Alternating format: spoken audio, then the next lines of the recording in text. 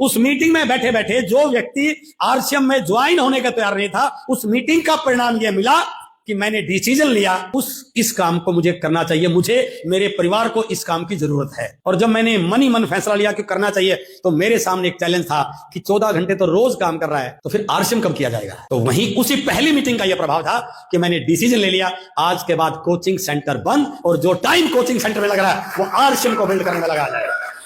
तो डिसीजन तो बहुत बड़ा था, डिसीजन तो उस समय चौंकाने वाला था, लेकिन जाना तो घर पे था ना। फिर तो जब उस डिसीजन लेने के बाद मैं घर पे गया और मैंने सारी कहानी घर जाके बताई, तो घर वालों ने मेरा बड़ा साथ दिया होगा कि शाबाश, जोरदार। तो घर का पूरा माहौल लगे था। घर वाले कह रहे थे क्या पागलपन है ये। मेरे दोस्तों को, मेरे कुलीस को, मेरे स्टाफ मेंबर्स को पता चला कि आप इसने कोई कपड़ा बेचने का काम शुरू कर लिया। मेरी सिस्टर है, काफी बड़ी एज में, वो पढ़ी लिखी नहीं है, तो वो घर पे आई तो मैडम ने उनको पूरा, मेरे आने से पहले, मैं तो प्लान दिखाने का हुआ था, तो मेरे आने से पहले उनको पूरा पक्का कर रखा था। उन्होंने पूछा कहां गए, कुछ कपड़ा बेचने का काम शुरू कर रखा है। तो आदमी फील्ड में, आपको पता, फील्ड में जाके किस प्रकार के नेगेटिव पॉजिटिव वालों से आप जूझ के आते हैं। आप उम्मीद करते हैं कि घर जाके आपको पॉजिटिव माहौल मिले, जाते कोई चाय वगैरह मिले, अच्छा खाना मिले। ऐसा थोड़ी होता है शुरू में। तो मैं जब घर पे पहुंचा तो आगे बहन जी खड़ी थी और मैडम पीछे खड़ी थी, और आते उसने पूछा कहां से आया है। मैंने कहा एक बिजनेस शुरू कर रखा। तो बैग में उस समय 2-4 किट एक्स्ट्रा रखते थे सर। तो उनका सवाल था कि घर वालों ने तेरे को इसलिए पढ़ाया था, घर वाले पूरी जिंदगी लगा दी माँ बाप ने तेरी पढ़ाई के लिए, इतनी बड़ी डिग्री, इतनी पढ़ाई, और इस काम के लिए कहना कपड़ा बेचता घूम। मैंने कहा तू बात तो सुन मेरी ध्यान से कि मैंने ये काम, ये कोई कपड़ा बेचने का काम नहीं है, ये बहुत बड़ा, जैसे कैसे घर वालों, क्योंकि सबसे मुश्किल काम है घर वालों को कन्विंस करना। हेलो, बाहर वाले कन्विंस, घर वाले नहीं कन्विंस होते, बट मेरा मानना है यदि आपने घर वालों को कन्विंस कर दिया, आप पूरी दुनिया को कन्विंस कर सकते हैं। आपको सीखना पड़ेगा। मैंने उनको कन्विंस किया कि मैंने 6 महीने का समय लिया हुआ घर वालों से, 6 महीने आरसीएम करना है, 6 महीने के बाद नहीं किया तो मैं फिर कोचिंग सेंटर को चला लूंगा।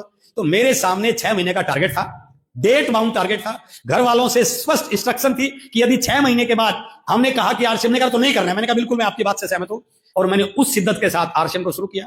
मैंने अपनी शुरुआती दौर में 3 चीजों पे विशेष फोकस किया, जो मैं अपने हर सेमिनार में अपनी लीडर्स को बताता हूं। पहला ये, क्योंकि मैंने 6 महीने के बाद घर वालों से दोबारा डिस्कस करना था कि अब क्या करें, तो मेरे सामने टाइम बाउंड था। तो मैं इस चीज को मानता हूं कि यदि आप लक्ष्य बना के काम करते हैं तो आपकी सफलता की दर और ज्यादा हो जाती है।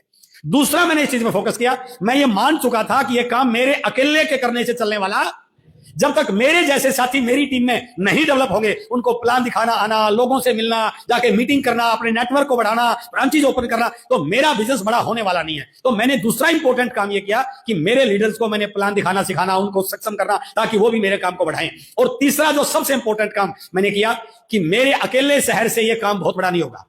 तो जब भी मुझे पता चलता कि मेरी टीम के किसी साथी ने अपने किसी दोस्त को, रिश्तेदार को, जान पहचान वाले को किसी और शहर में ज्वाइन करवाया है, तो मैंने कभी यह इंतजार नहीं किया कि जिसने ज्वाइन कराया वही जाएगा। मैं बैग उठाता था, बाइक उठाता था, बस पकड़ता था, ट्रेन पकड़ता था, और वहीं पहुंच जाता था उसका नाम पता लेके जहां पर वो ज्वाइन करवाया था। और उसका परिणाम यह मिला कि 6ठे महीने मैं आरसीएम का रॉयल्टी अचीवर था, और मेरा बिजनेस, और कमाल देखिए, मेरा बिजनेस रॉयल्टी अचीवर बनते ही 3 स्टेट में जा चुका था। तो मेरा आपसे अनुरोध है कि आप केवल इस उम्मीद में मत बैठिए कि पहासू से ही क्रांति आ जाएगी। हमें पूरे हिंदुस्तान में अपनी टीम को बिल्ड करने की प्लानिंग करनी।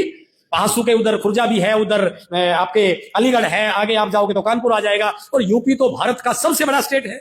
तो कम से कम हम पहले यूपी पे तो कब्जा करने की प्लानिंग करें। हेलो, और यदि आपने, और मैं आपको गुड न्यूज और बता रहा हूं, पीछे हमारी कोर की मीटिंग थी, तो कोर की मीटिंग में स्टेट वाइज यदि हम टर्नओवर की बात करते हैं तो पहले नंबर पर पहले बिहार होता था, बंगाल, झारखंड, और उसके बाद यूपी 5वें 6ठे नंबर पर आता था। बट अभी की लेटेस्ट रिपोर्ट में यह आंकड़ा है कि इस समय आरसीएम के टर्नओवर में यूपी नंबर 1 पर जा चुका है। सबसे तेज गति से यदि कोई स्टेट बढ़ रहा है तो यूपी बढ़ रहा है। हेलो, और मैं इस बात को पूरे विश्वास के साथ कहता हूं कि आरसीएम के टर्नओवर में यूपी नंबर 1 है, लेकिन आरसीएम के पूरे यूपी के टर्नओवर में हमारी ये टीम नंबर 1 होनी चाहिए। ऐसा प्लानिंग कर सकते हैं।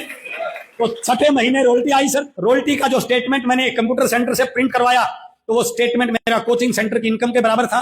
फिर मैंने घर वालों को पूछा कि अब बताओ क्या करना चाहिए। अभी तक तो आरसीएम में केवल एक प्रोडक्ट है, कल को और बहुत सारे प्रोडक्ट आएंगे। अभी तो टीम छोटी सी है, कल को और टीम बड़ी होगी। और मेरे उन 6 महीनों की सफलता को देख करके मेरे घर वालों ने मुझे सपोर्ट किया और परमिशन दी, अब आप चाहो तो आरसीएम कर सकते हो। हेलो, ये मेरे घर वालों ने मुझे, क्यों? क्योंकि मैं 6 महीनों में कुछ कर पाया था। तो मेरा कहने का मैसेज है आपको, यदि आप अपने आप को कामयाब कर देते हैं तो आपके घर वाले भी आपको सपोर्ट करते हैं और पूरी दुनिया आपका साथ देने को तैयार हो सकती है। कर सकते हैं ऐसा। उसके बाद मैंने बाहर बिजनेस को डेवलप करना शुरू किया। 2001 में मेरी ज्वाइनिंग हुई थी। 2007 आते आते 6 साल में मैं आरसीएम से इतना पैसा कमा चुका था जितना हरियाणा सरकार मुझे रिटायरमेंट तक देने वाली थी। तो मुझे लगा मुझे नौकरी की जरूरत 2007 में नौकरी को क्विट कर दिया। Now I am doing full time RCM. और यदि मैं इस पूरी जर्नी की बात करूं, इसको वॉल्यूम और टर्नओवर बताऊं, 5 पेंट की किट से मैंने आरसीएम शुरू किया था। मेरी खरीदारी 5 पेंट की किट थी।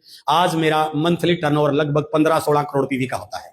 डिस्ट्रीब्यूटर प्राइस में बदलें तो लगभग 30-35 करोड़ का होता है, और इसको 12 से गुणा कर लो तो सालाना कई 100 करोड़ का टर्नओवर। आज मेरी आईडी नहीं है, आज मेरी आईडी एक बहुत बड़ी इंडस्ट्री का टर्नओवर के बराबर पहुंच चुकी है। The power of RCM. लेकिन ये सारी कहानी उस दौर की है जब भारत में ना डायरेक्ट सेलिंग के लिए कोई गाइडलाइन थी, ना कोई रूल था, ना कोई माहौल था। आज सारी चीजें बदल चुकी है, और मैं आपको विश्वास दिलाता हूं, यदि आप इस सिस्टम को सही ढंग से, शिद्दत से, प्राथमिकता के साथ, स्किल के साथ सीखते हैं, तो जो ये अचीवमेंट मेरी 20-25 साल में हुई है, मैं गारंटी के साथ कहता हूं अगले 4 साल में आप इससे बड़ी अचीवमेंट पा सकते हैं।